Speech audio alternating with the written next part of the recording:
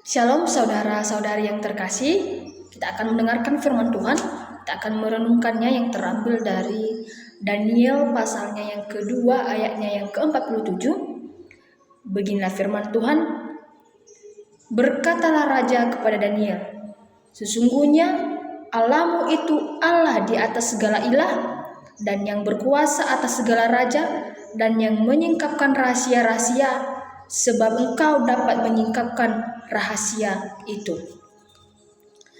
Yang menjadi tema firman Tuhan pada saat ini ialah nama Allah semakin dimasyhurkan. Nama Allah semakin dimasyhurkan.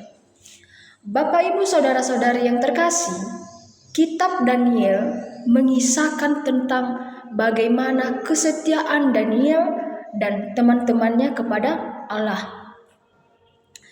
Dia diuji ketika mereka ada dalam masa pembuangan di Babel. Waktu itu, raja yang memerintah di Babel adalah Raja Nebukadnezar.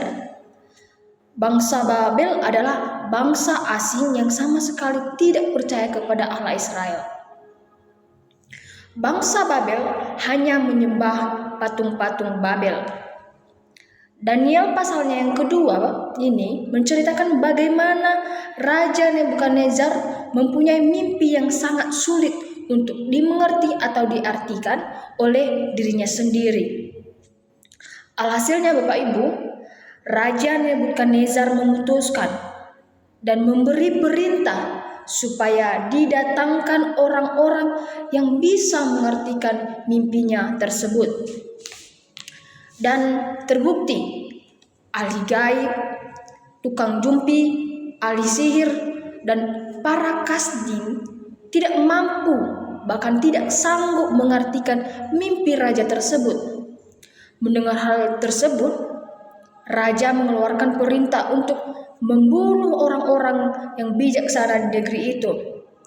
Terdengarlah berita ini kepada Daniel.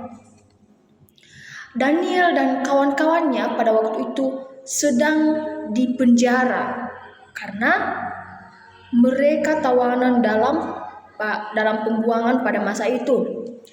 Daniel dikenal sebagai orang yang bijaksana dari bangsa Israel. Ketika ia mendengar bahwa orang-orang bijaksana yang ada di Babel maupun tawanan dari luar akan dibunuh, maka kita melihat Allah turut bekerja di dalam kehidupan Daniel. Daniel atas kuasa dari Allah mendapat pencerahan akan mimpi Raja Nebukadnezar tersebut. Hingga Daniel menawarkan diri dan menemui raja untuk diberi kesempatan mengartikan mimpi Raja Nebukadnezar tersebut. Dan waktu itu tiba Daniel menghadapi raja dan mulai mengartikan mimpinya. Ketika Daniel berhasil mengartikan mimpi itu, ada satu mukjizat dan perbuatan Allah yang dinyatakan oleh Raja Babel itu, yaitu Raja Nebukadnezar, yaitu ia menyembah, bersujud, mengakui, meninggikan, memasyhurkan nama Allah atau Yahweh. Bagian terakhir dari pasal 2 merupakan pengakuan Raja Babel bagaimana Allahnya Daniel sungguh sangat luar biasa.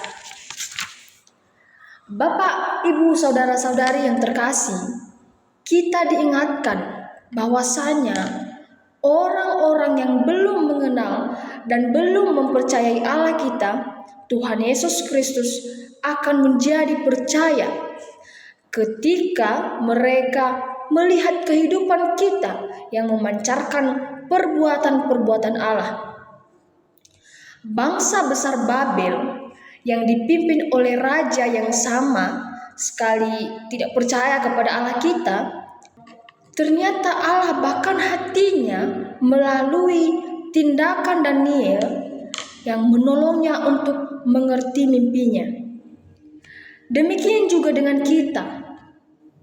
Allah memakai kita, memakai siapa saja, supaya pekerjaan Allah dinyatakan, dan orang-orang yang menyaksikan akan terheran-heran dan takjub melihat perbuatan dan campur tangannya Tuhan. Sehingga mereka yang masih belum percaya akan menjadi percaya, yang masih belum menerima akan menerima, yang masih belum mengakui akan mengakui bahwa Allah di dalam diri Yesus Kristus adalah yang berkuasa atas segala raja, dan mereka akan memasyurkan, meninggikan namanya. Demikianlah firman Tuhan pada saat ini, kiranya dapat memberkati kita. Terima kasih. Shalom.